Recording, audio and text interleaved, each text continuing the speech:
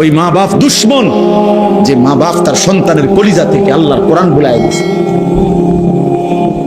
ওই মা বাপ দুশ্মন যারা 16 বছরের সন্তানকে বৈষয়িক শিক্ষা তো পড়াইছে, আখিরাত ভুলায় দিয়েছে।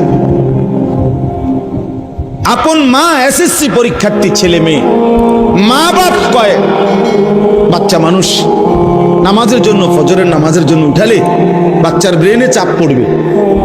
ওর রাত 2টা পর্যন্ত পড়ছে, ওর পরীক্ষা আগামী 6 তারিখ, আগামী 9 তারিখ। এখন তাকে কোনো চাপ দেওয়া যাবে না, এখন চাপ দেওয়া যাবে না। ওর পরীক্ষা, ও গোল্ডেন এ প্লাস পাবে, ও অনেক কিছু হবে, অনেক কিছু, ও অনেক বড় শিক্ষিত হবে, অনেক কিছু হবে। আর ফজরের নামাজ পড়লে ব্রেনে চাপ পড়বে, এজন্য ফজরের নামাজে পড়েন। কি পরিমাণ অসভ্য ওই মা বাপ, যারা তাদের আল্লাহকে ভুলে গেছে।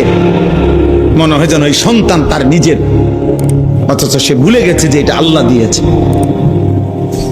ইয়াহাবু লিমান ইয়াশাউ ইনাতা ওয়া ইয়াহাবু লিমান ইয়াশাউ যুকুর।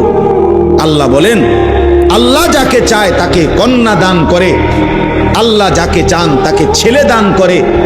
আও ইউযাওয়িজুহুম যুকরানা ওয়া ইনাসা। আল্লাহ যাকে চান তাকে আল্লাহ ছেলে মেয়ে দুইটাই দান করে। ওয়া ইয়াজআলু মান ইয়াশাউ আকীমা। আর আল্লাহই যাকে চান তাকে একটাও দেয় না।